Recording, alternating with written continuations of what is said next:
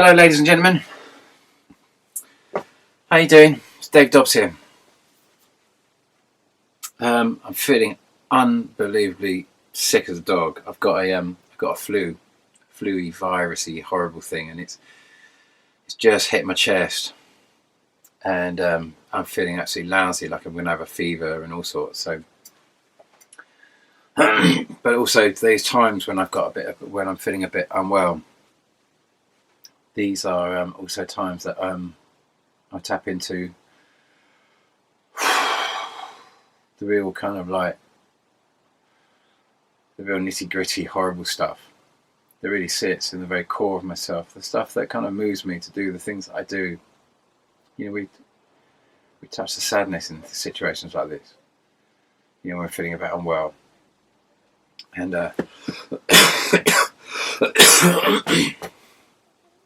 oh, you know, when your chest is absolutely unbelievably agony.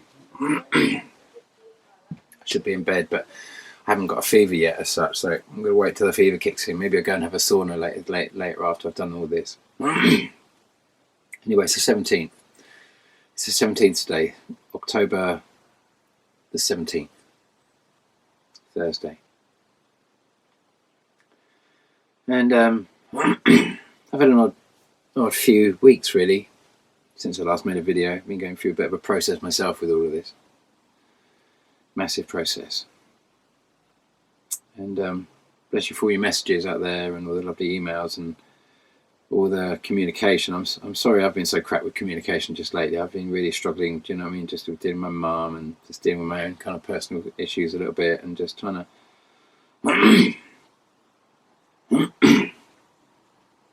work out what my role in all of this is as well. And an interesting friend turned up. I met her a couple of years ago, just before I came out to or went out to America to go on Steve Olson's show and to go on the big conference that he organised, the Planet X conference in August 2017. I met her just before then. She was an interesting woman. I only met her briefly. You know, she was staying at her friend's B&B, and she'd met up with another friend, and they were on a real plight to kind of visit energy spots and to kind of like go through an awakening process and to share that with as many people as they could. And Ante, who just came over, has just come back from the Bosnian pyramids, or just recently went out there, and she wanted to connect with me and ask me how to try and understand more about the binary system and how Planet X and the lights connects with the great planetary grid, that she's of a mind that all these pyramids connect and empower and are empowered by. Oh, please excuse me, keep coughing. And we had a lovely time up the tour, and we all sang and played drums, and we tried to connect to a higher place through this whole process. Because I'm of a mind that here, in this process we're in right now, it's the door is finally closing now. The door opened in Carlos Ferrada's day, back in the sort of like you know, the door was opening really around about the time of the First World War. And leading up to the Second World War, and Carlos Ferrada's big prediction of the big transit that would happen on the what he estimated was the 24th of January 1939, the year the Second World War began.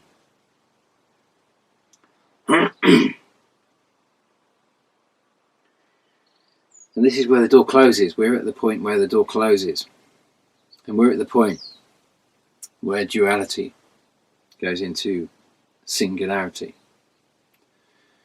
And it's like a massive great game of musical chairs, I suppose. There's aspects that are pulled away through this, and the seat of ego is effectively pulled away by this process. So it's a very scary time for our egos because they can no longer dwell in our bodies. And it's all change at this time. And this is a very regular occurrence. You know, you see the electrical storms that are happening now. We saw the same electrical storms happening in America in 1859. In San Francisco, they had pylons, electrical pylons, quite early there, I guess. I don't know if they had the same sort of electrical pylons in Britain at that stage, at that early stage. But the same kind of purple, blue glow, and the same type of fires, wires catching fire, just like you're seeing in San Francisco. And the question is, why is this happening?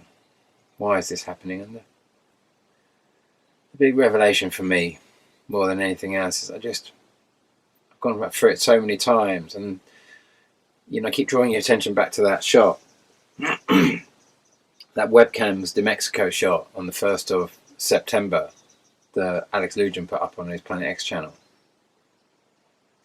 where we get a clear image, clear grasp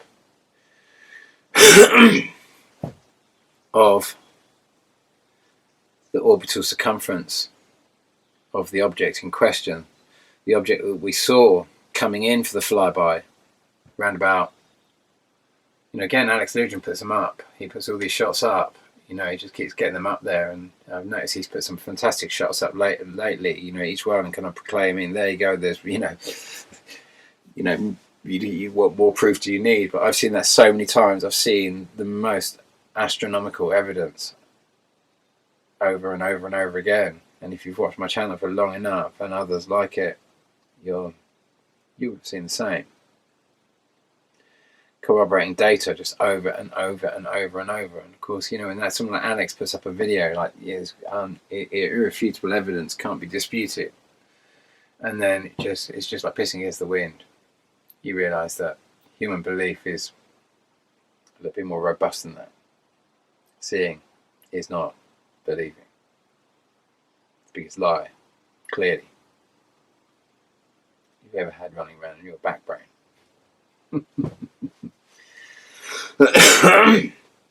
Clearly, you know what I mean, just by looking at what happened with Fukushima and all the 2012 has just laughed at, whilst nuclear power stations are ripped open. Biggest storms you see, kind of like tsunamis, the whole lot, just when they say you're going to be reaching perihelion to this kind of Planet X system, you get all the evidence. You know, you had Planet X, you had 2012ers who were talking about that and that sort of stuff, killing themselves. Certainly the guy that went up in the Pyrenees around about 2012. I don't know his name, but there was a character up there that was very popular at the time apparently, and he killed himself after because he actually believed, with enough people telling him nothing happened, that he himself had to instinctively sweep the whole of Fukushima under the same carpet and then probably killed himself because of the big nothing that happened.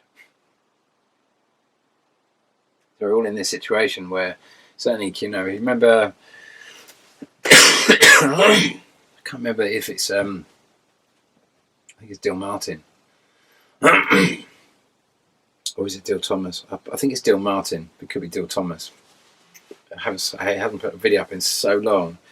I might be getting two different channels mixed up there, but I'm going to say Dill Martin. If I'm wrong, Dill, I'm so sorry. I haven't put a video up since. Well, I'll tell you, because I think you probably remember as well, it was January 2017.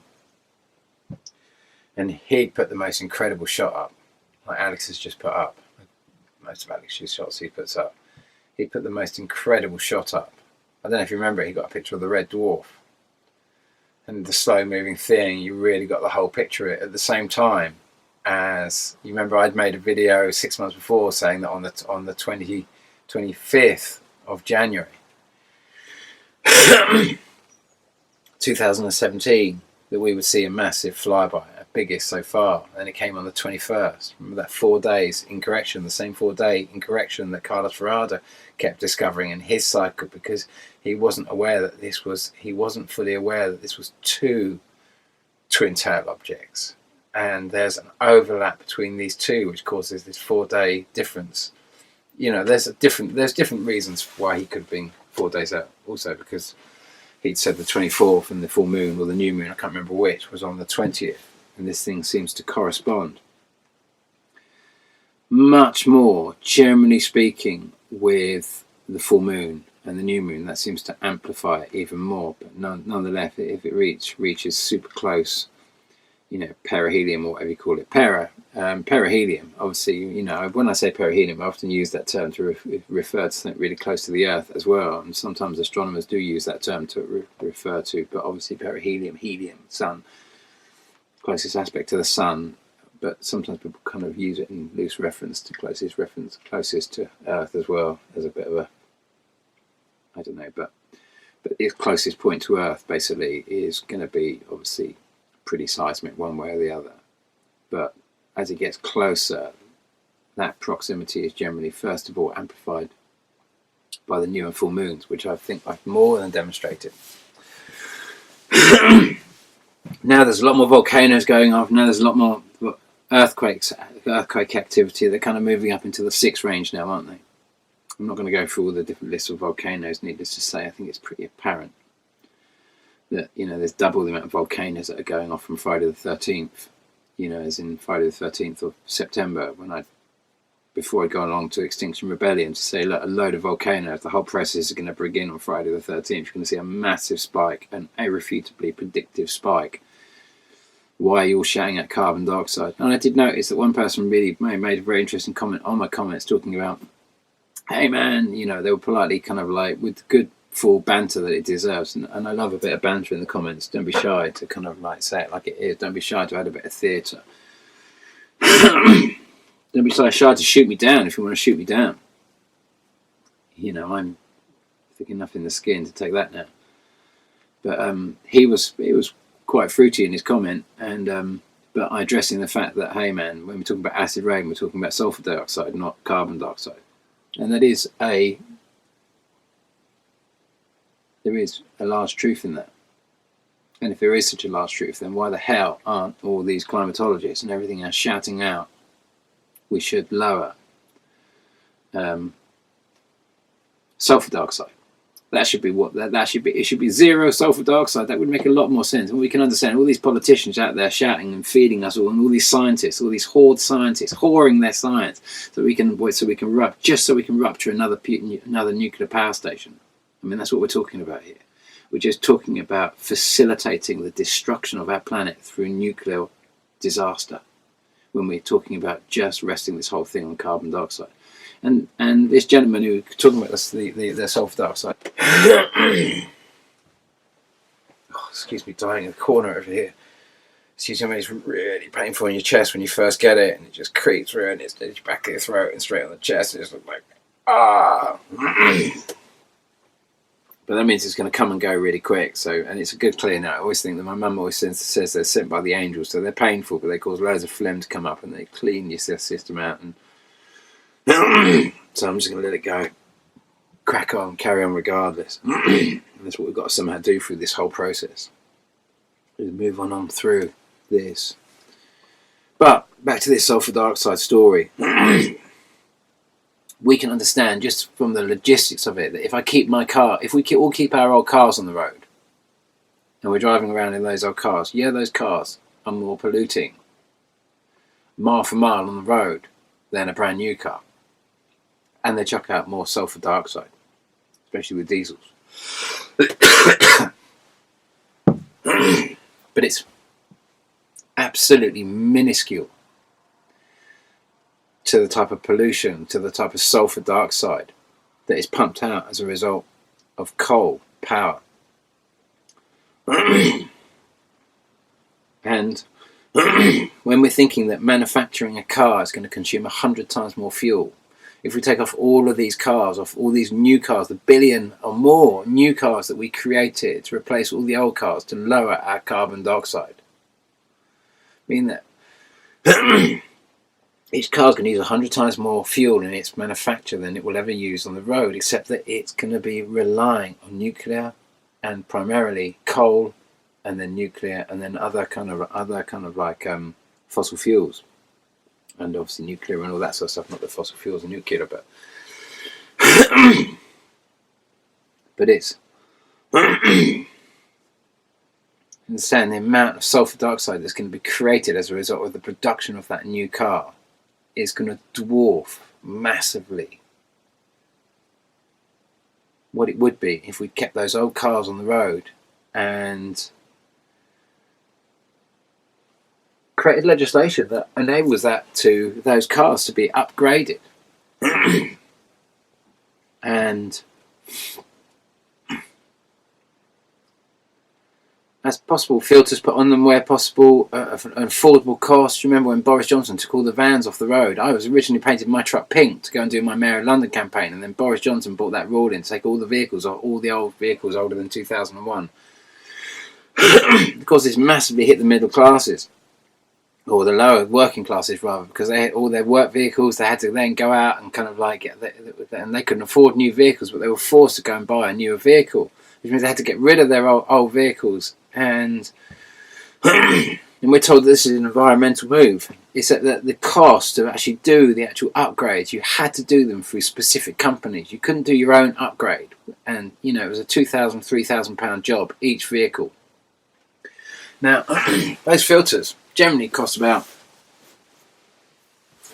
150, 200 quid, something like that. And you put them on, maybe a bit more, a bit less, depending on which model and that sort of stuff. But generally speaking, they go up to 500-600 quid, sure. And you can imagine that to fit it on, go to a garage, they're going to charge you 300 or 400 quid. But this company, of course, Boris's boys, they wanted the extra £1,000 on the top, extra £1,500, and that extra £1,500, just so they could just put this little bit of corporate legislation to make absolute loads of money, forced all of those vehicles to come off the road. Great for business.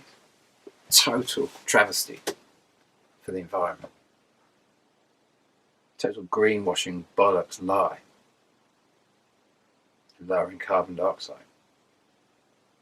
Now you're massively raising carbon dioxide, but you're even more massively raising sulfur dioxide, which is what the only comment I saw in all my comments that was talking about someone actually thinking about, well, actually the big fuss should be about sulfur dioxide, and it really should be about sulfur dioxide. Why isn't Extinction Rebellion shouting out sulfur dioxide zero? Because that is all these politicians, the only thing that's really coming out of their mouths other than the lies they spew is carbon dioxide.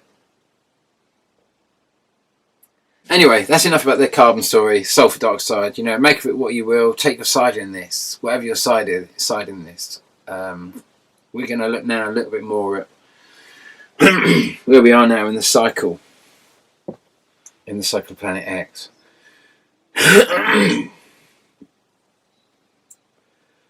So, since I've been doing this whole process, the fundamental part that I've been pushing, obviously, is this, or bringing the fundamental kind of backbone of what I've been talking about in my videos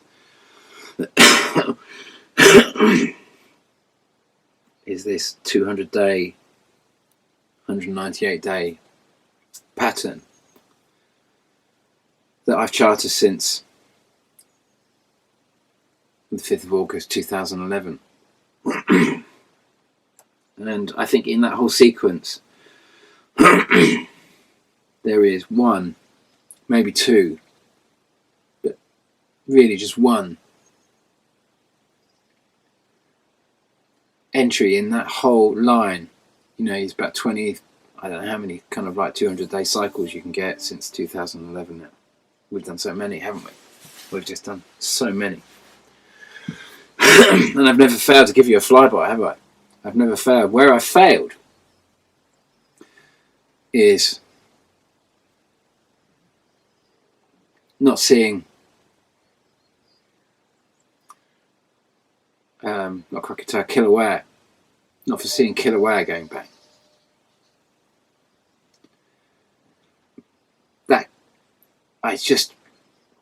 That realization that this thing was going all the way around our sun and this dwarf planet, and then we could see the way it was tracking across. If we just followed a line to where it was going, it was so obviously going to the same place in the same direction as Mars was exactly going to be sitting. And sure enough, a volcano goes off on Mars, and then we come around again, and then and then sure enough, it comes around just at the point we're expecting it, and then we get the earthquake or the tsunami on the 23rd of September 2018. And of course, this year that that alignment comes on the 22nd of October.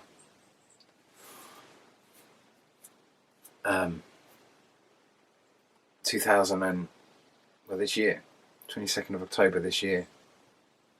And we've been seeing a lot of shots of the red dwarf planet. And I have in mind that we get to see all these systems at this point, because when we are very close to the twin tail object or aspects of the system, whatever protection is up there protecting us from it has to move, and sometimes we get these window shots. And I'm of a mind that many of these window shots are very precise and that they want these window shots to be seen. The gods want us to do the numbers and number crunch this. They want us to understand this. So they want us to understand the cosmic numerology involved in this. They want us to build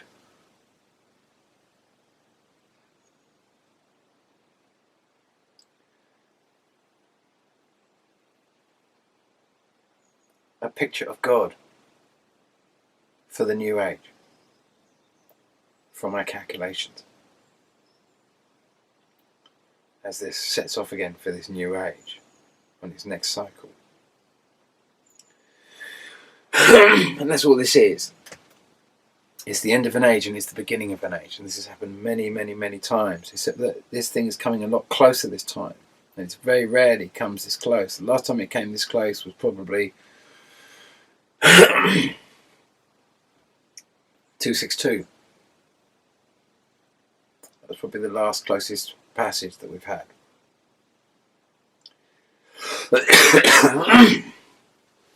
Which forced the Roman Catholic Church, or the Roman Catholics, they were already on their knees with plagues and famines and wars and no end of other kind of like terrible kind of things that were happening as a result of their enslavement of the world.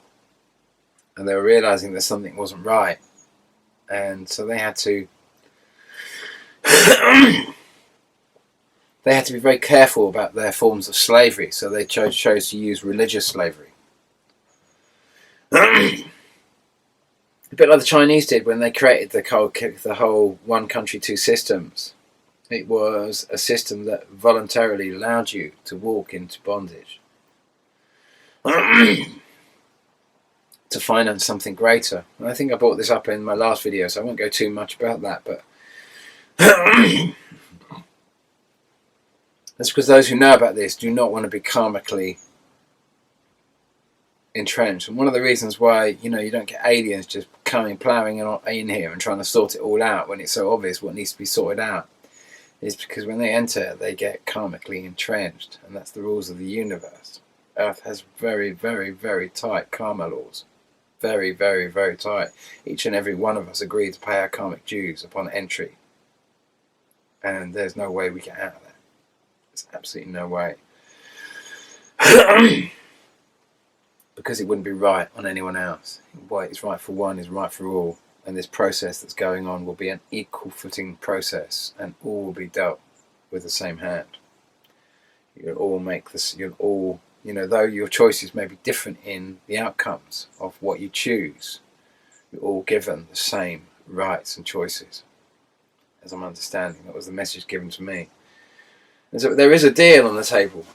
There is a deal on the table, and it's the same deal that has always been on the table, because the way it works is that as we go now back into a singularity, and this door closes, and this thing swings by, and it electrically fries the transmission kind of means of the ego. And the ego's transmission, as far as I can understand, is transmitted into the gravity.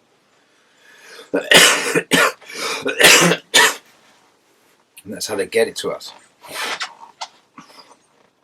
And and this whole thing is going to get fried by this process. It's going to absolutely get burnt out. And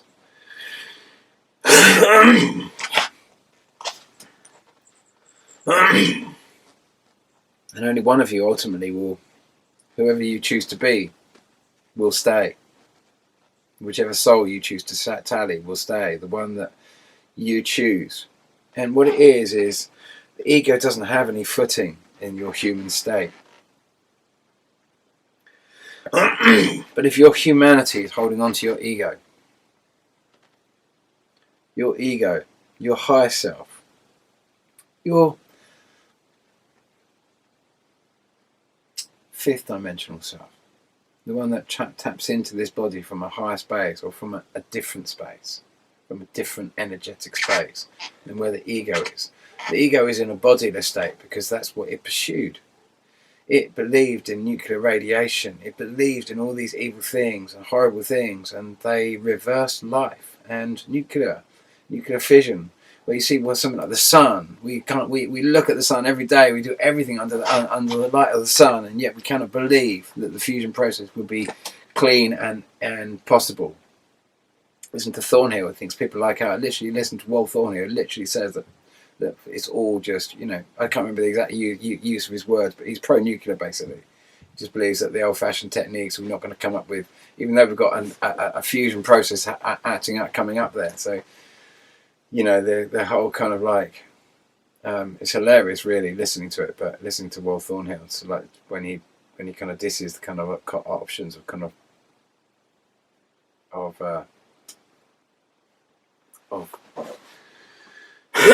the fusion process we see in the sun, for say. But he's the Thunderbolt Project man that I really, really struggle with, because I just know he will never ever talk about the massive plasma shot that occurred between, one of mind is Mars and Jupiter, because Mars was in the exact place I'm expecting Jupiter to be, or the exact place that Jupiter appears to be.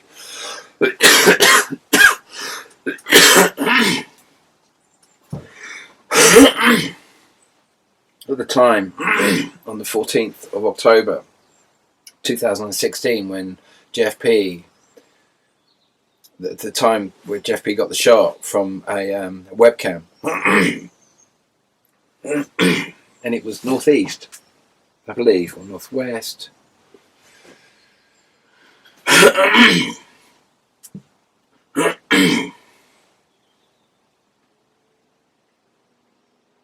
put it up.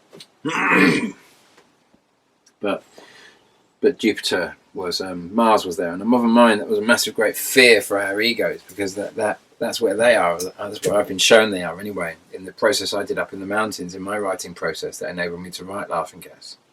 I didn't see Planet X. I was shown my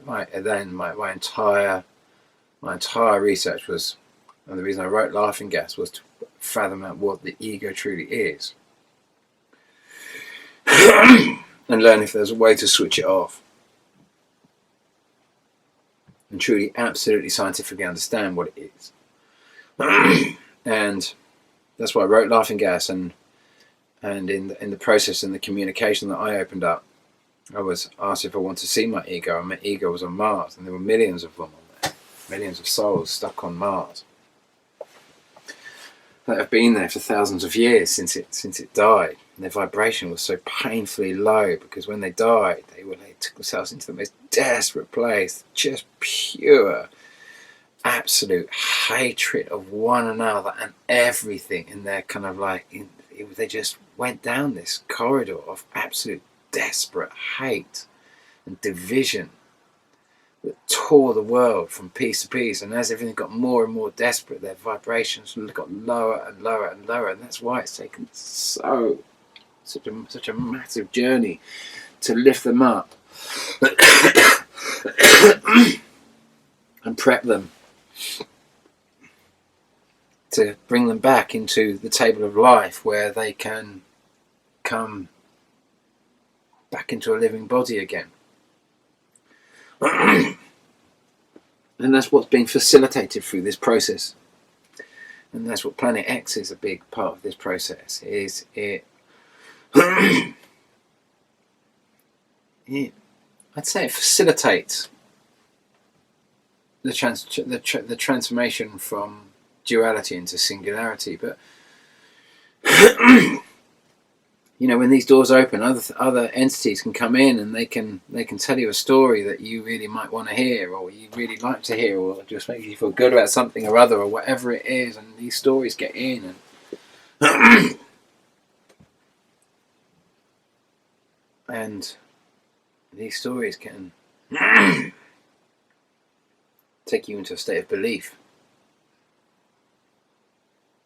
And those that often go down this corridor at these times are often the ones leaving, because they haven't really got a connection with God. They've just got a connection with a script, just this divine rant that they see as divine, but they're just throwing these words that someone else created. I mean, anyone can interpret anything into beauty, or anything into hate, depending on what their mood is. They can read. Someone can say one thing and you're feeling good, you know, and you can say one thing to another, and it means something completely different. Everyone chooses to translate the Bible in any which way they are. If they're a good person, they'll translate the message, no matter what it is, into something good. And if they're not so good, they'll translate it into something that maybe you and I would possibly consider not so good. And so we can say the Word of God, but the Word of God is more of an intention. It's more of a peaceful feeling of good intention, rather than an instruction manual. Someone killing someone else over the fact that they don't believe in peace, going to war over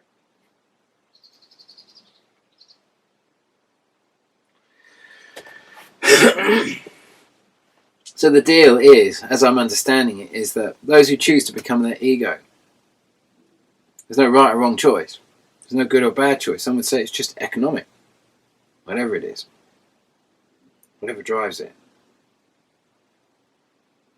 Whatever you're getting out of it. Whatever side you choose to be on the fence. There are two sides. Only two sides. One or the other. There's no middle road. Remember the old kind of like Humpty Dumpty poem. Humpty Dumpty sat on a wall. The dividing line between the two. Humpty Dumpty had a great fall.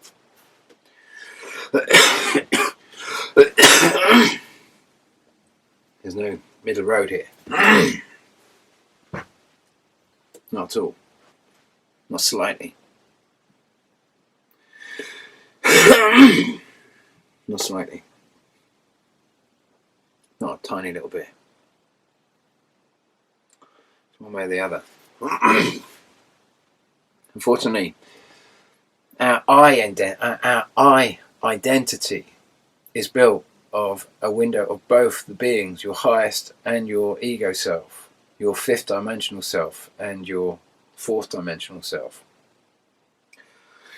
That within your state you are in a dogfight over your human body, and have been for a very, very long time, to the point it comes where so many of you can actually sit and actually achieve absolutely nothing and just be ruled by the noises of nonsense in your head. It can lead to a place of fence sitting and non-action. And that's certainly where I give Extinction Rebellion enormous credit, the fact they are doing something, and that they want to stop the extinction of this planet, and that is their intention, even though the mouthpieces that are standing with them are kind of like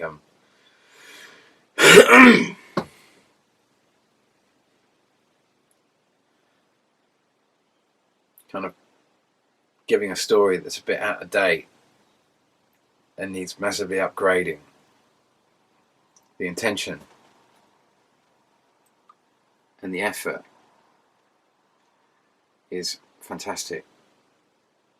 And the People's Assembly, I've sat in the People's Assembly, seen it. Everyone I know has sat in the People's Assembly. have really felt they've had a chance to express their opinions and have had a real feeling of what it's like to work with a bunch of people trying to process information as a big group, rather than just some corporation just buying some politician and paying a couple of $100 million just to buy some politician who just buys the corporate rights to do something that all those people would never have any say over. And Jeremy Corbyn's obviously pushing for a People's Assembly, where specifically he's calling for a Citizens' Assembly. Kind of same thing, but just done with a lot more emphasis on making sure that all the different kind of sociological categories are all kind of like present. Excuse me.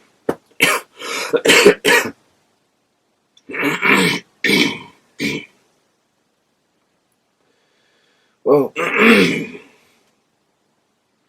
and I know that I don't know what's going to happen on the 22nd. You can see there's a massive increase. We now track in. From here on in, we are tracking. If we're looking down, if I'm in the kind of northern hemisphere, looking down now, and I'm seeing the Earth going round the sun that direction, this is coming round this direction. And what should happen is it should be like that. This should hopefully go first. Earth should go first, and this should go after. You know, I saw this in a vision. This part in a vision.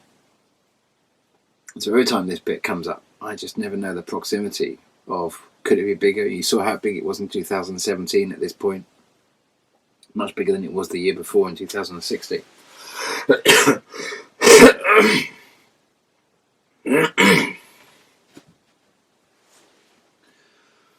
And then much bigger in 2017 for Trump's inauguration. Massive last year. And you saw the asteroids spinning in space with it just before. Saw the largest asteroid ever recorded coming in about August the 18th, something like that. Not too sure the exact date. December the 18th, coming in over the Baltic Sea. American government didn't actually tell the news till a year later, till 6 months later. Just by the by, didn't we mention the largest ever recorded asteroid exploding in the atmosphere? Oh, we must have forgot. Relatively irrelevant.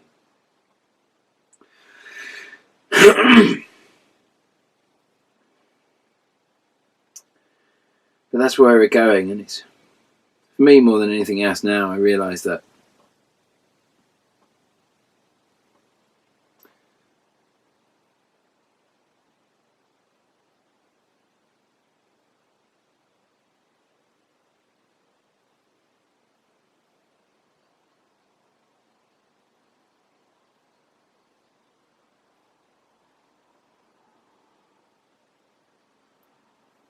just by the shape of the orbit, you see it on the 1st of, like I say, on the 1st of September. Just gone. That Alex Lujan shot from webcams to Mexico.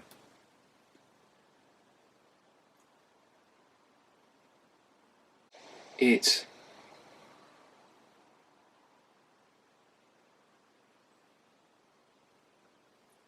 really elliptical. How it quite changes, I don't know, but it actually, in essence, it would appear to be orbiting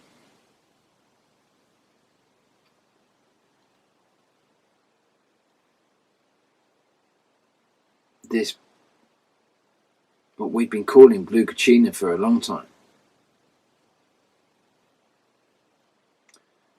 But it's orbiting Jupiter. Nibiru. Well, the mind doesn't orbit directly, they're a binary twin. And we know they both twin tail objects, we've seen them quite a few times now, they're always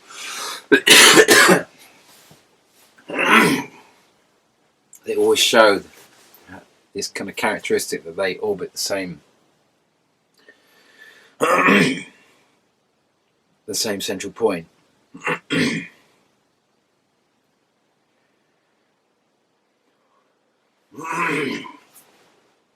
So we see that. I'm so sorry. I'm going to finish this off in a moment.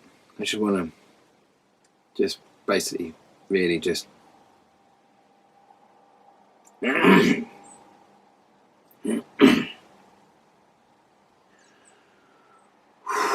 what I need to do is go and find a place where I can have a sauna. So, but just finishing that in the last of the light. I was going to say that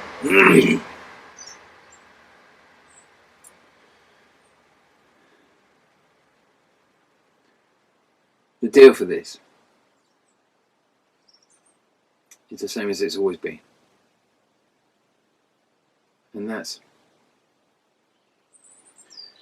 if you've chosen to leave at this time, and that your ego, it's not that it has a greater hold over your body, it doesn't have any greater hold over your body. It's just that your fifth dimensional self knows that you're not really interested in its feelings. You never really have been.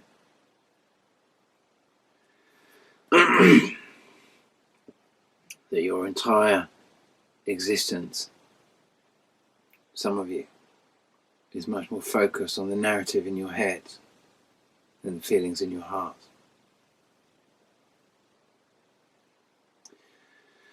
And there's no losers in this. There are no losers in this. Everyone's a winner. So the way it works is, when Earth goes through this process and it goes into a singularity, one soul goes and one stays. And if this body was offered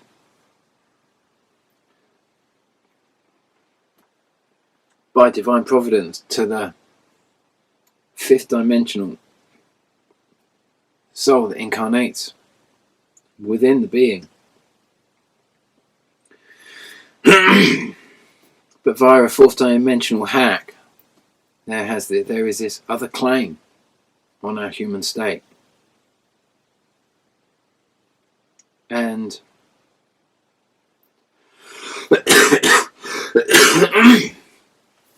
to avoid unnecessary wars and unnecessary conflict and unnecessary involvement where it's not really needed, because ultimately it's human choice. That's all it is. It's just human choice who you want to be.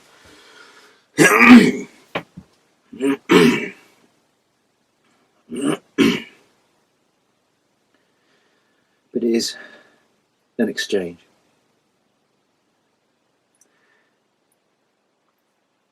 It's the nearest possible means of a win-win-win situation. And the way it works is really quite simple. Right now, you have your karma, wherever you are at with that.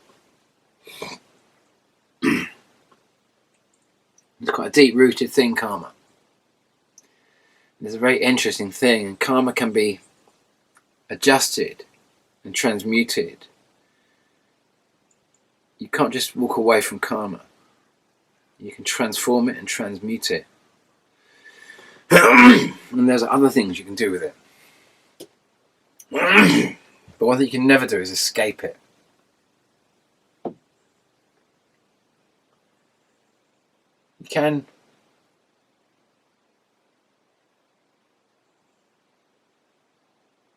trade it.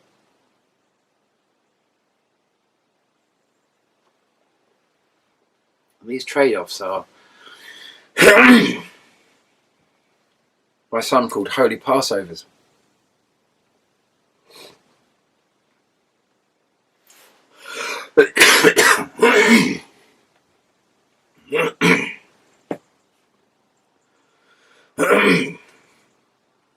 When a Passover occurs,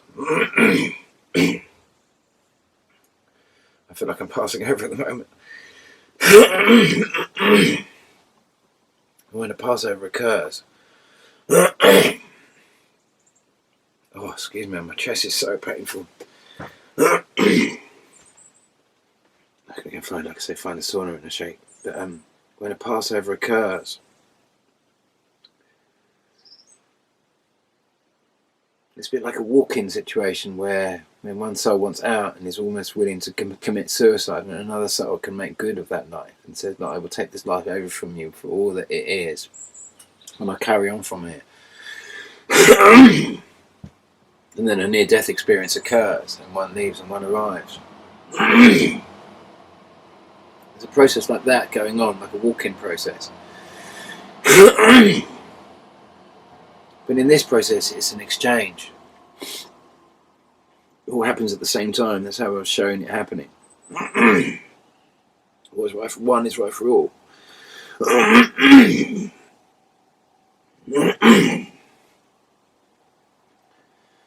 And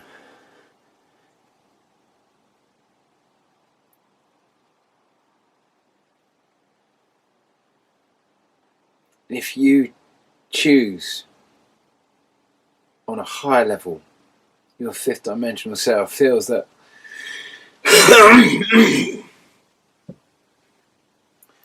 it has no place in your life, then it will allow the ego to have you, because you have chosen it. It's which you choose to tally. That's how it was said to me. And on which soul each human chooses to tally has to be human choice. Humans have to live and die with the consequences and no one else. These are our karmic equations. Each and every one of you has a powerful choice of who you are. I can't tell you who you are.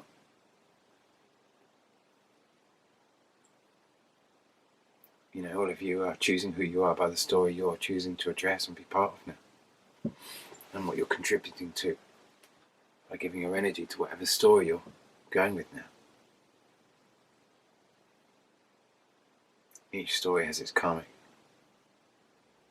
repercussions of what you're doing by, you know, your intentions are one thing, but what you're doing with your actions, that's karmic, isn't it?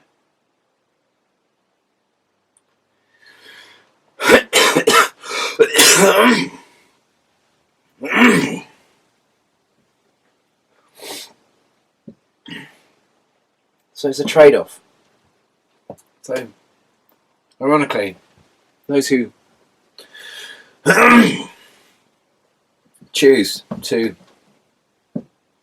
on a higher self, on the fifth dimensional soul, chooses to let their human body have that affinity with the ego and not them. Not the wrong choice, not a bad choice.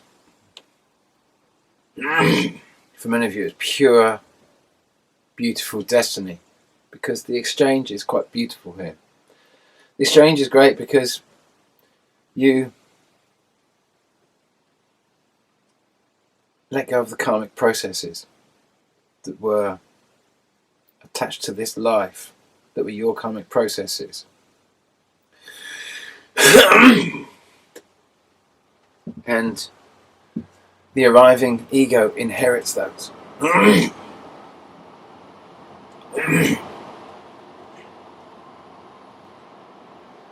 Literally inherit them. And the departing soul loses all that karma, all the horrible things. But the good thing is, all the beautiful stuff that you've created on a higher level is all there for you. And we create on multiple levels in this realm. We create for the human state so the human can experience, but we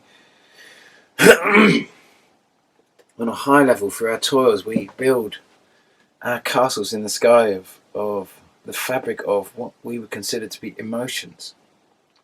And I talk about this quite a lot in some of my videos, about the higher realm being made of, being weaved together by, if you like, pure love. It is feeling that holds them together, a realm made of feeling.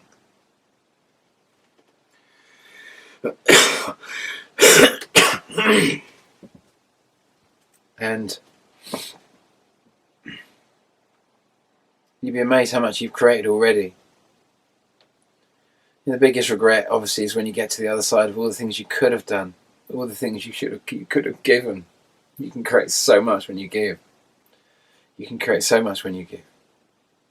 None of that stuff you can take with you. You can hoard it all up in your bank accounts and everything else like that.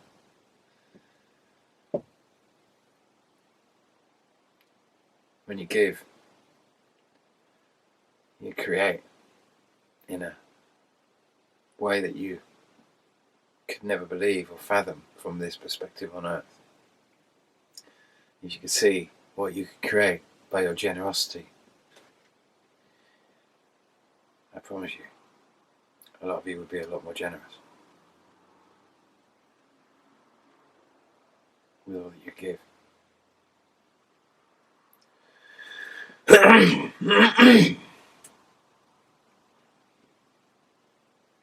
Giving is probably the most incredible form of architecture.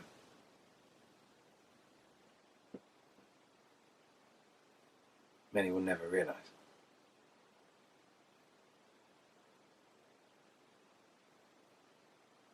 When you get to the other side and you leave a full bank account,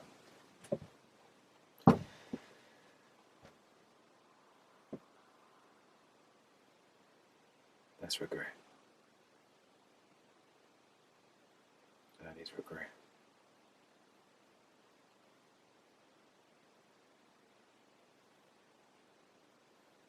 Come over to an empty world where you've blocked out all feeling and emotion and you've nothing there, and you have to share with other people that have very empty worlds beyond this space.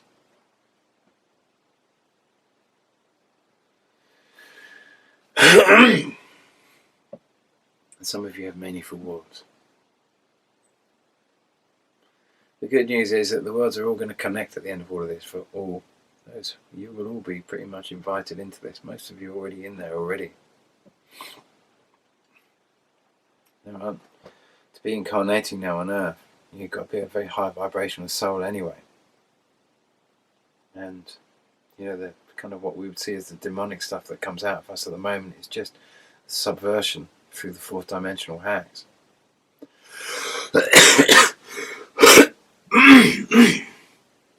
You're all very high vibrational beings, all of you, dealing with one of the biggest invasions Earth has seen for a very long time. Oh, I've been getting sicker and sicker and sicker. Try not to think badly of yourself or judge yourself. Just try and be the best possible you in this.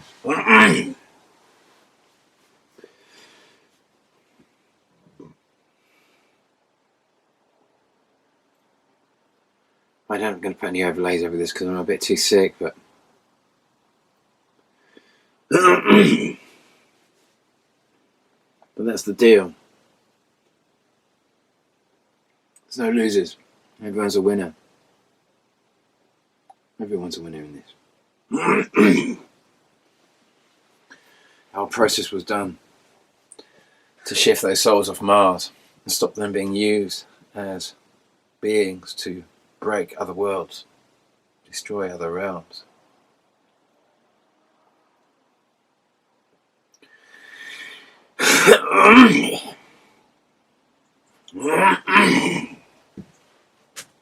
Oh, see, I'm so sorry. Such a terrible state now, aren't I? So we won't know now until, basically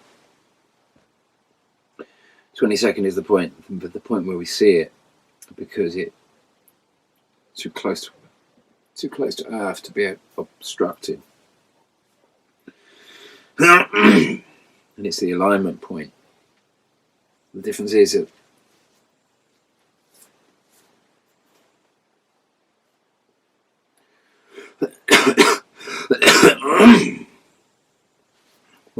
one's not going past the other here. They kind of, one's coming over and they're reaching this point where they're just coming in like that. I was shown that they're going to come very close, but they never hit. Because of the dynamics and the speeds, it looks like they hit. And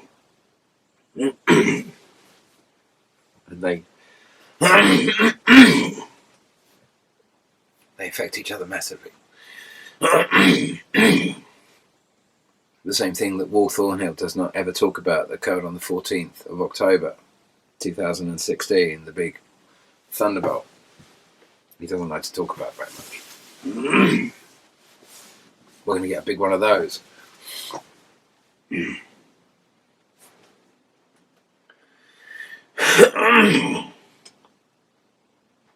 And there's going to be a window. There's going to be a window during the eclipse.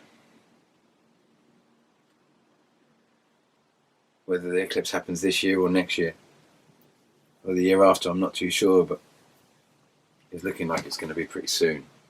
It's looking like it's going to be about the 24th, 25th, 26th over Christmas.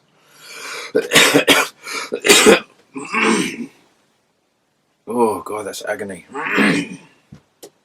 It's a good process, those flus. That's so painful, but they bring it all up, don't they?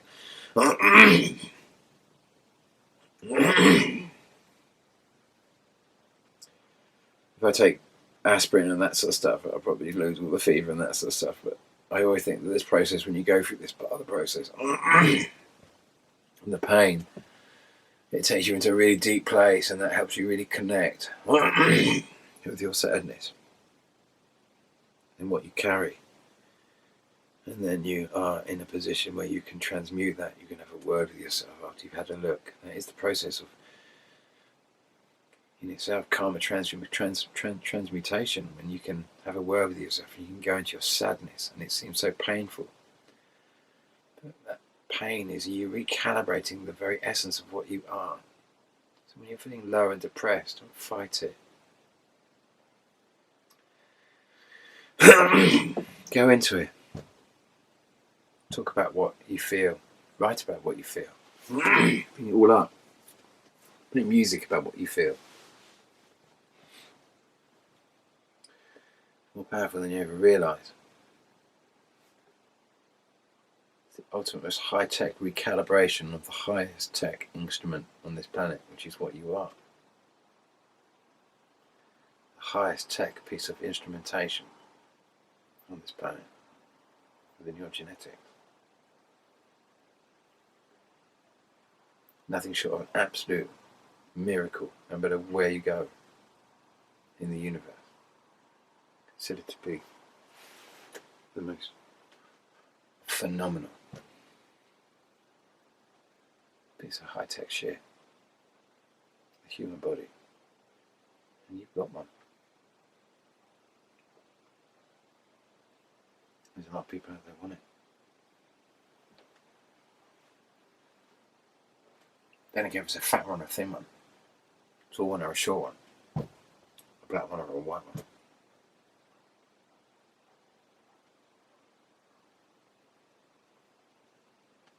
They just want a moment to have the feelings that you feel right now, to know that. Be able to transmit that just because of the nature of the being. What the human state is. To be able to transmit that into a fifth dimensional higher state. That all your finest is saved. Every atom of it. To a high vibration. To a higher world. All that you create. All that you love.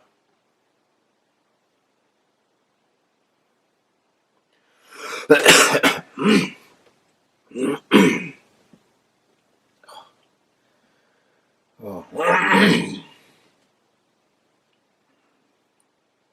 That's a choice you're in now. You're just looking at Jupiter's moons, really. Funny, I saw this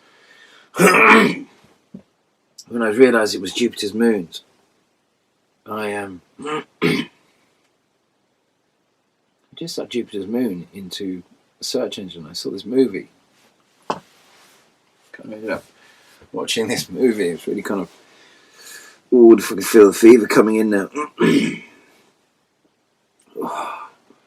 Coming in quick and fast. I saw this movie called Jupiter's Moon. Such an interesting film. Such an interesting film. I won't tell you the ending. I'll tell you a little bit about it in case you don't watch it. It's about a Syrian young kid in his very early 20s that I'm not too sure where he arrived, but he's a refugee, a Syrian refugee arriving. He's very intelligent, but he's arriving from in sounds like they're talking Russian. He's arrived somewhere off the Mediterranean. It could be Turkey. I'm not too sure what language they're speaking, but it doesn't sound like, I don't know what they speak in Turkey, whether they speak Hebrew or whatever it is, you know what I mean? Or Turkish, whether that's Hebrew or Arabic, whatever it is, Hebrew? I'm so confused, excuse me. But wherever they arrive, it looks like I don't know what it looks like. It looks like I can imagine Russia looking like about 20, 30 years ago. And crazy, kind of angry Russians running around. So it's probably something like Georgia or Ukraine or something like that. And they've obviously come in off the boat and desperately, and then the army come and chase them down. And this one young kid, you just get the sense he's a really, really lovely kid who's just like, and he thinks he's escaped, and the guard who's on trying to chase him and that sort of stuff finally catches him and shoots him 3 times through the torso, right through. The bullet goes straight through, and he runs off into the bushes or whatever to die. And as he dies, his body becomes weightless and he starts floating. And he floats up, even his blood floats, and he floats above everything. And something kind of Russian. It's really weird. There's no subtitles. I couldn't find any subtitles. But when they speak, the guy who's trying to help this Russian who's bleeding to death because of the 3 bullet holes, he's so fascinated by the fact he can float that he wants to make money out of him. He really doesn't even notice that he's bleeding to death and nearly dying and that sort of stuff. He's so fascinated by it, he keeps floating that he's just like, can't get his head around it. And he's trying to work out how to make his money, and he's trying to make some money, and it's done very, very, very, very, very well. There's so much stuff about it because it kind of captures that kind of essence of Les Miserables, you know, where the guy is endlessly chasing the kid who's a thief because he stole bread to feed his family, but the police officer in that story gets completely obsessed that this man is evil, and he always believes he's evil, and he just judges him like an angry Christian judges anyone who's not Christian. And then suddenly, when he has the opportunity to finally kill him and end this, he realizes his whole life has just been spent judging someone, persecuting someone, hating someone. And this person he's chased, all he's ever really done is try to help people and be utterly beautiful. And this person just is of hate. That's what they inherited in their story as a result of who they chose to become. And until you finally had the gun of that person, realizing, my God, it's nothing to do with you, is it? So it's kind of a Jesus story. It's like a kind of telling the story of a modern day Jesus. I mean, Jesus came from Syria. It was the same situation, broken by the Romans, forced to come and pay to get food or get anything else. You have to come out of your broken country, and and seeking refuge, and he's just seen as the lowest caste type of human being, and just shot at point blank because he's now a refugee, has no class, no one has to respect him, they can just watch on, just like we do with Syria. They're just there to be bloodline of Christ, just to be killed off. Just another place, just the White Mountain. You know, it's amazing because he was the only person who gave the Iraqi Christians that were fleeing the Islamists. He was, you know, he was the one who gave. Assad was the only one who gave them refuge. You think Britain would have let them in? It's quite bizarre, really. The story that we're in. But anyway, it's a Syrian guy, and he suddenly. What it is that people just don't really are kind of aware that his message is that he just floats, and this becomes his divine message, that there's something real missing. You know, whether it's just that we all forgot to look up because he'd just been up there for ages and only this copper could see him, but no one else could see him because no one else could look up. They couldn't even believe that he was up there, because as soon as they were told he was up there, they couldn't look up because they just couldn't risk losing face. Their beliefs were so solid on every front that they couldn't engage in a life beyond their stringent beliefs. They couldn't even look up to see him floating up there. And why is it called Jupiter's Moon? You know, that film's made, I don't know when it was made. I think it was 2017 actually, but and they had Jupiter Ascending, which is kind of a similar it's more bordering Superman kind of film, even though it's a kind of Superwoman film, but it's kind of the same thing. This goddess awakens on Earth. She's a human being, but she's got the divine genetics of a goddess, and it's just a random kind of once in 100 trillion billion kind of affair where all these different planets have humans on board. It just so happens that a goddess awakens on Earth in human form.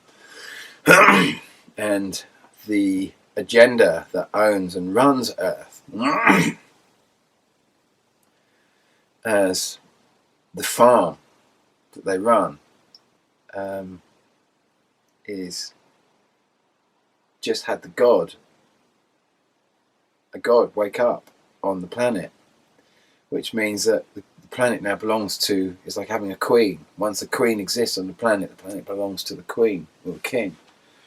And if you go against it, if you go against the divine providence, the whole universe turns against you, against divine providence. And everything goes wrong for everyone. Everyone loses everything.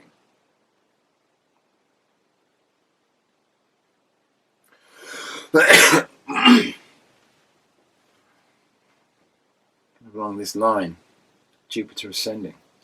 And me finally realising this is obviously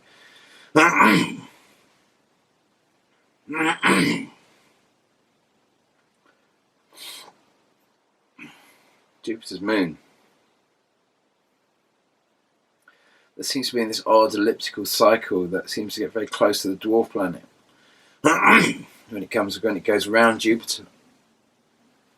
And Jupiter's not out where we've seen it. We've just seen too many countless fantastic shots of Jupiter. How many shots, epic, massive shots have we seen? We just can't move past our beliefs. But that's a choice, isn't it? It's just a choice. We could do if we want to, but it takes courage to move past your beliefs.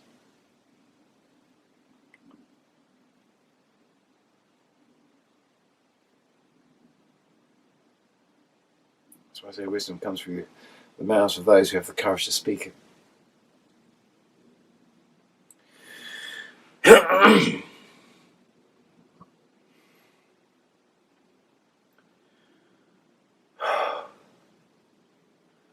quite a nice process when you're feeling sick, because you kind of feel like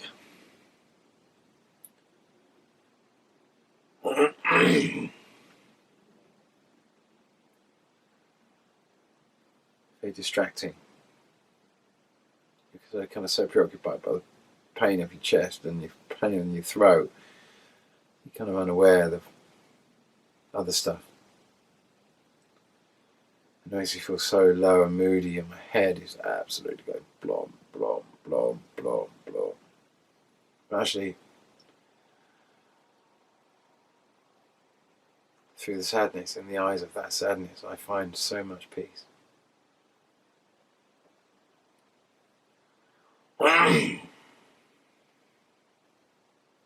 Good luck through this process. Like I say, I don't know what's going to happen on the 22nd, or whether it's going to be more affecting us from the 28th. But all that can happen from here on in is it intensifies. And it will just, I'm afraid, day by day after the 22nd,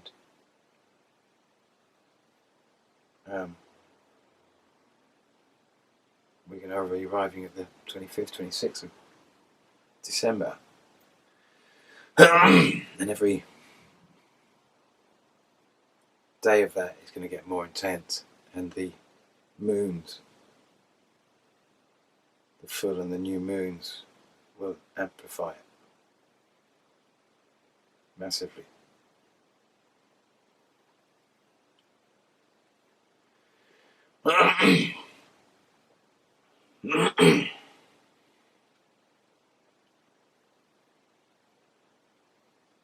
And in this process, you're going to be squeezed, massively squeezed, and they're going to try and help you with that choice. But it is your choice. Who you choose to be at the end of this.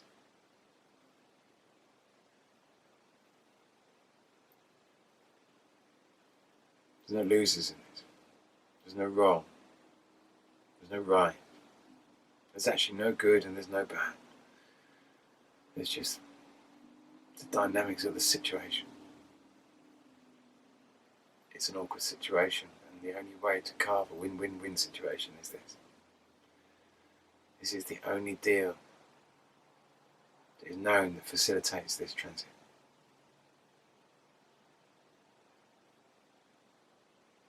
It is a holy Passover. And if you choose to ascend, there is no hard feeling. None at all.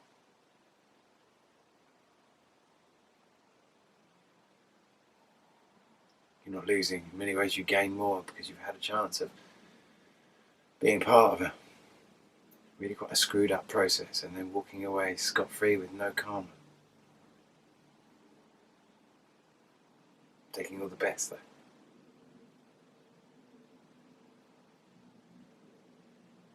And remember, those of you who stay, you remember you are already ascended. Your soul is already up there on the other side, feeding in. Everything you're doing here is feeding into that. And you're going to be here for the cleanup. You'll be considered a wise man if you stay. A wise woman. And those who stay, the arrivals, there.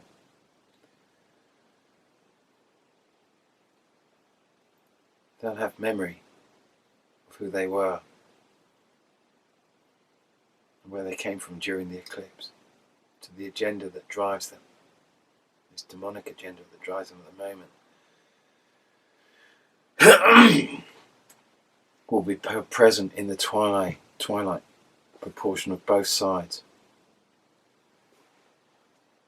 And so I'm afraid there's going to be a period of time where the ego is going to be conscious in the space and the fashion that it is conscious now, from where it is now, in the rage that it's the rage it died in.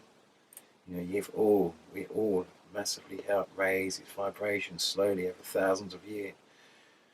But he hasn't been much more than a horrible, nasty paedophile incarnating through psychic hacks on this plane.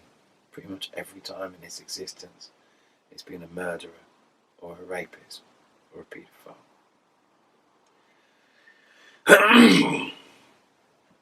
And then they're first coming in that twilight hours before they have to drop into the heart center. When the human state leaves, when the human soul, the fifth dimensional soul, leaves if it is not wanted by the human state, when it leaves,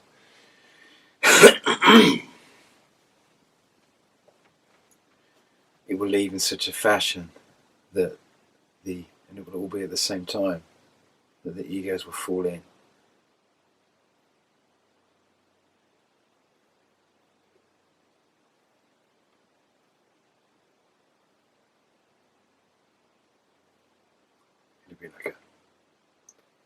And then it would be like a white hole. They will fall in and arrive in the heart of matter. And they will have to fly the human state thereafter from the heart joystick, not from the head thought stick. Never thought narratives on that fashion. You can still have thoughts of what you produce yourself, but know all about how that process that occurs in the heart, that your own mind and your brain turns into a thought dialogue. Your human state turns into a thought dialogue. The process that the ego mindset hacks into. It doesn't hack into the heart, it hacks into the conduit between the two. Offers itself as a tertiary kind of feed. And between those two feeds, outside of the human state,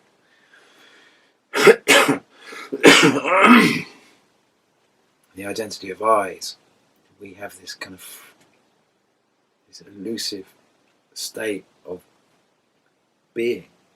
There's a kind of picture between these two. One state that you can't control, your beliefs,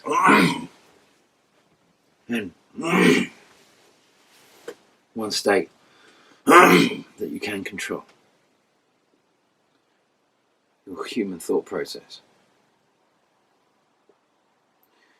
And the feelings that try and help you overcome that, to push past those belief restrictors, those mind governors that stop you seeing what's really on the end of the fork.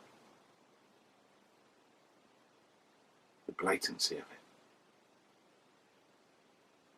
Back to Dill Martin, that shot that he put up around about the 25th of January 2017. The last video he made then. Maybe one or two, I don't think. It was pretty much the last video he made. He realised at that point that seeing isn't believing. That you cannot go beyond belief. That once a human is rendered into belief,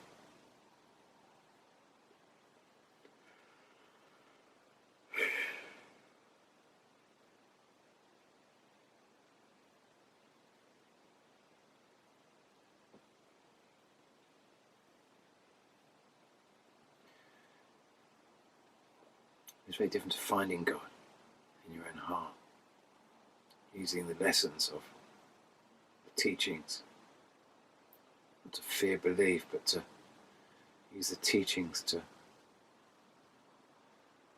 truly understand the divine code of existence.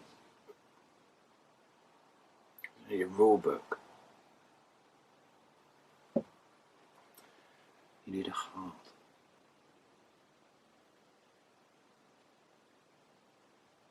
You will need to come back to heart, and at the end of this, only heart will be the operating system for humanity again. Whichever soul you choose, it will all be operating through the heart center, through feeling. This is something that they haven't experienced in a very, very, very long time. It'll be Maybe when you see someone you really, really like, you fancy them for absolute ages, and just the thought of just being with them, the thought of touching them, the thought of just being in their presence, the feelings that come up, and the preciousness of every moment when you're with someone that you truly love.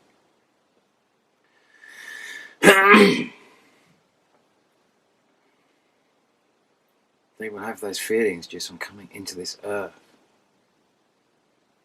through your heart, if you choose to offer your body for them.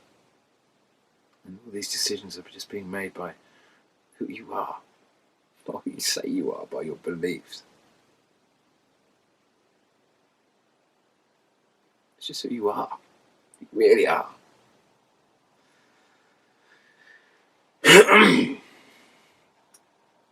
Not by the pretty agenda that you say that makes you good. The beliefs that make you believe that if you believe them, they make you good.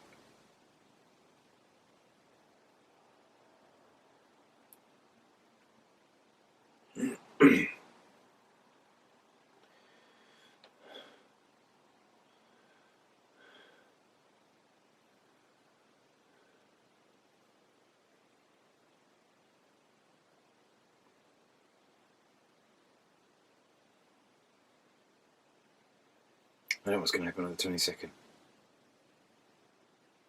I'm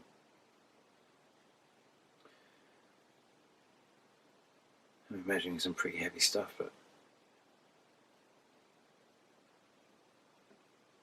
I don't know. I really don't know. The pattern's not 100%, but it's pretty much. It's about the most concise pattern in all of the things that you've seen in probably most things that you've been offered. The amount of flybys that I've done precisely.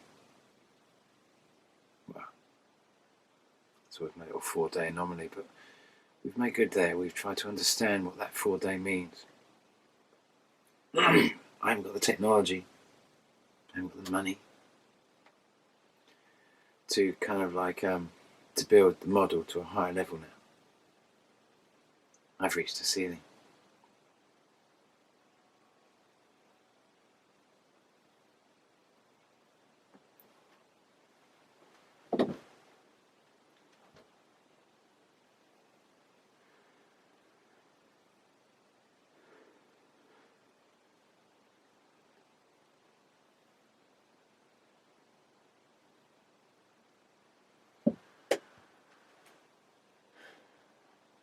We do the best we can, don't we? We all do the best we can.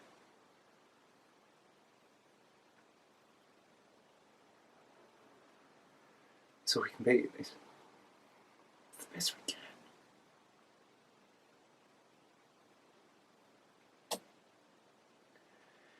We carry as much weight as we can.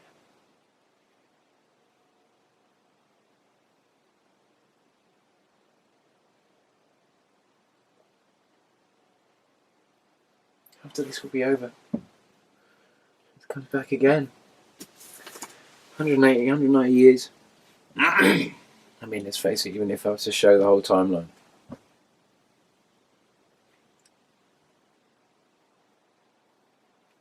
No press agency. No media outlet. No television stations. No journalists. There are no journalists left in the world anymore. There's none. Not in the corporate world. It's just the halls of Babylon.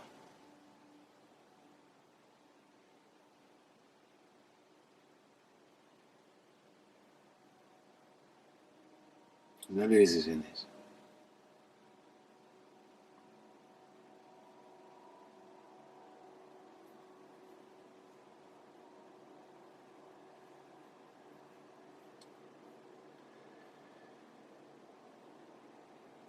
Only winners.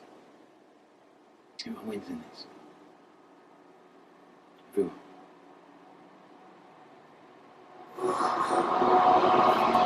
Should we say the train is it's a massive freight train coming in. A freight train of souls. That's what it is. Your arrival.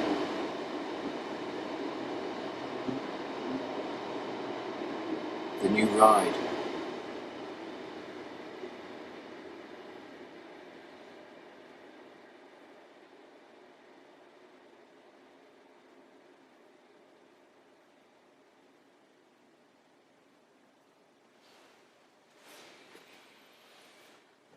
And just finishing off with Ante, she wants to do something and connect with the pyramids. She's had a bit of a miracle there with the process in the pyramids, and she's been involved in this group that are trying to bring awareness to this pyramid in Bosnia. She went out to Sarajevo and made the way over there, and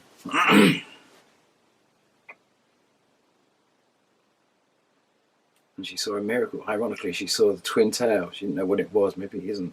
It looks to me like it is. But where they did a meditation, this massive, all the forest coiled up into a coil. She got these pictures of it.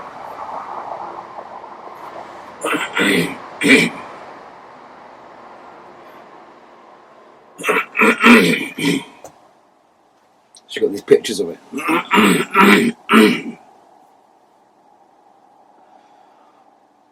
Well, it's like a grand entrance into the pyramid. Above where they did this whole dance. She's talking about sending positive energy into the grid. And so,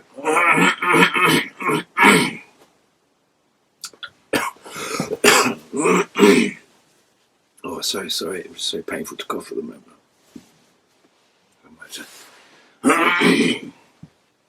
So sorry. That's right. Ironically, she had the cold. She went to see a friend of hers in Glastonbury.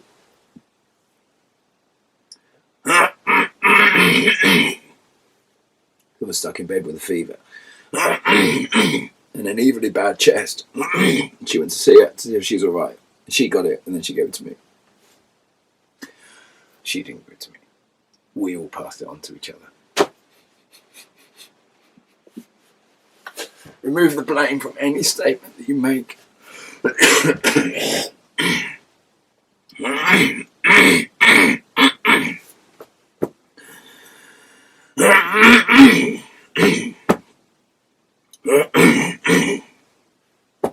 God, it's really intense. So sorry, guys, we're all coming up like bad. But she wants to do a process, and we'll all do a process on the 22nd, on the day of the alignment.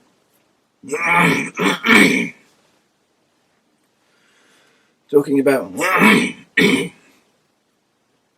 inviting in great spirits and the highest help into the planets through us, because they struggle to directly get involved because of the human karma, but through our invitation, they can do enormous help. What would you like to help? Where would you like to direct your efforts? So on the 22nd. On the 22nd. I'm so sorry. Because it's such a big day.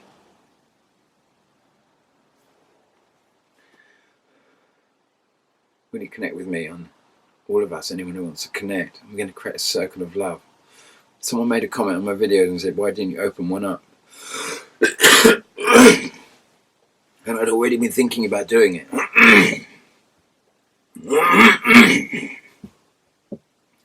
If I survive that.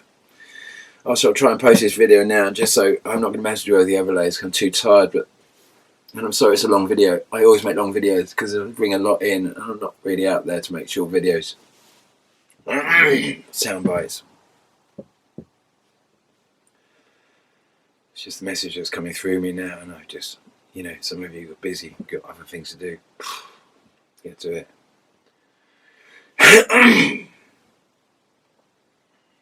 Some of you know what you're dealing with here, and the scale of the challenge that lies ahead of you. This will be a good opportunity for you to connect with a lot of other souls and really send some good vibrations. Think about how you want to help the world specifically, because they can help you help, even if you can't do it yourself. There is great power that through your intention can assist Earth if you care enough to even want to help it. type of situation.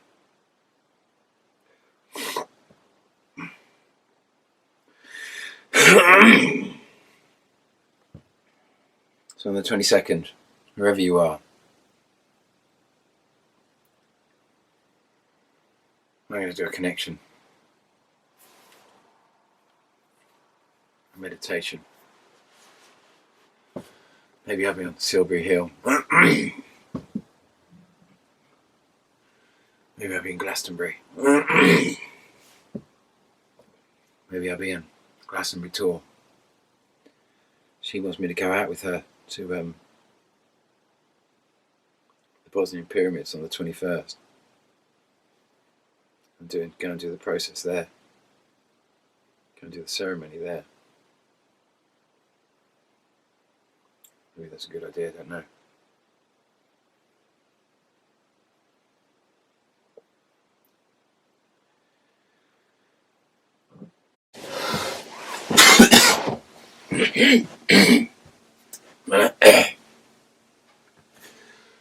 Yeah, so sorry, power just went out. I was just saying goodbye. Like I say, it's the last video I'm going to get a chance to make before the 22nd. And you can see I'm about to just disappear and to go into massive fever now. So for a couple of days, so I'm not going to get a chance to do this. So I'm just going to load it up and post it, and we'll just see what happens on the 22nd. Like I say, the 23rd last year was the full moon. That's what I knew. So it could be. It could be that it happens on the day of the full moon, the biggest seismology and kind of volcanic eruptions within all this process. But to be absolutely honest with you, this just gets bigger from here, until the actual transit, late December, maybe early January, but it's looking like late December.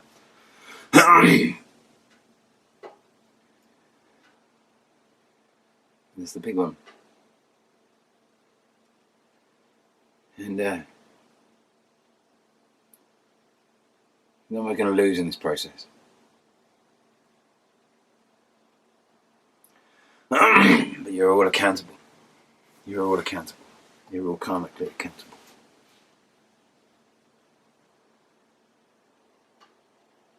We all are. Me, you, everyone. And so because of that, the responsibility of the karma there.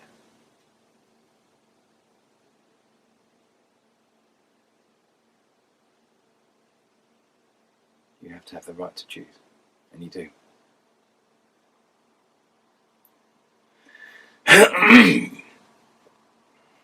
For Britain, if we leave Europe,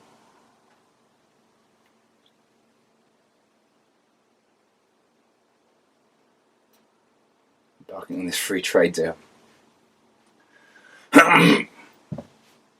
it's just a complete all-out surrender to anyone who signs it with us.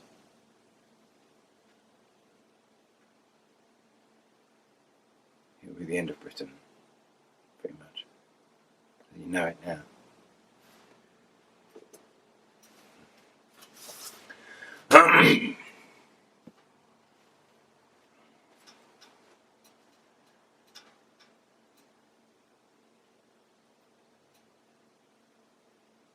Maybe you want to wait to see if they can be reversed.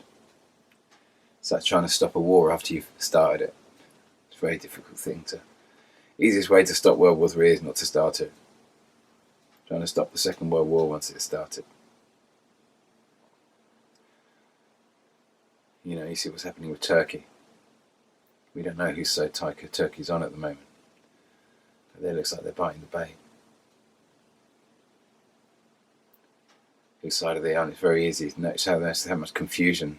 No one knows which side Turkey's on. They're buying the S-300, the S-400 off Russia, so we assume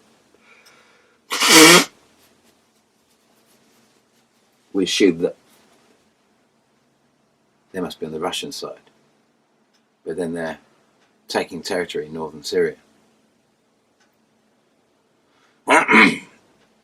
If not on the Russian side, now they're on the Chinese side. unlikely the Chinese would engage in any act of aggression right now when this is doing a flyby. They know this better than anyone.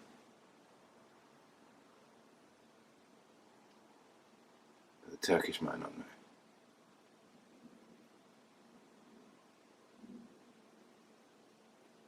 You can't go to war at this time.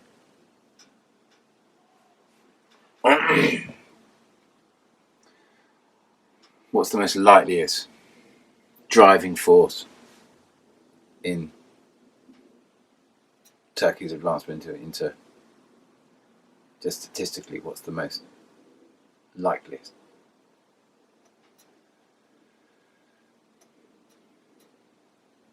Catalyst for this invasive manoeuvre. What's the driving force behind? What was the driving force behind David Cameron's invasion? What's the driving force behind all of these other invasions? What's driving Colombia to go to war with Venezuela? What's driving Brazil to go to war with Venezuela? What's driving Brazil to do all the horrible things it's doing at the moment?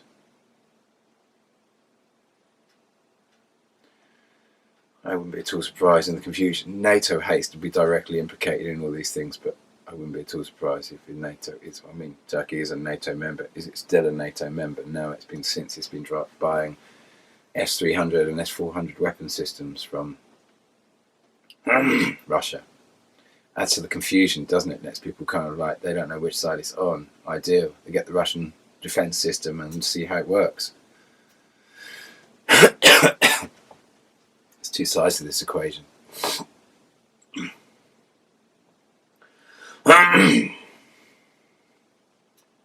No one knows, but one thing's for sure. They're invading another territory at the worst possible time you can invade another territory. Cannot go to war when this thing flies by. Doesn't like war. It doesn't like war at all. Its whole purpose is to remove it.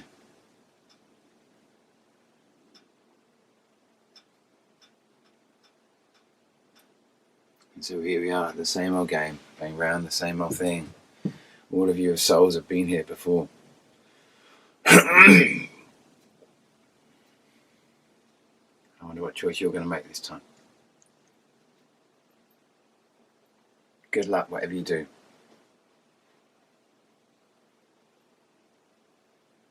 Ciao. Excuse my terrible chest. My goodness me, it's just like, I feel actually a lot better actually after doing that. I feel like I'm obviously getting something up. Ciao.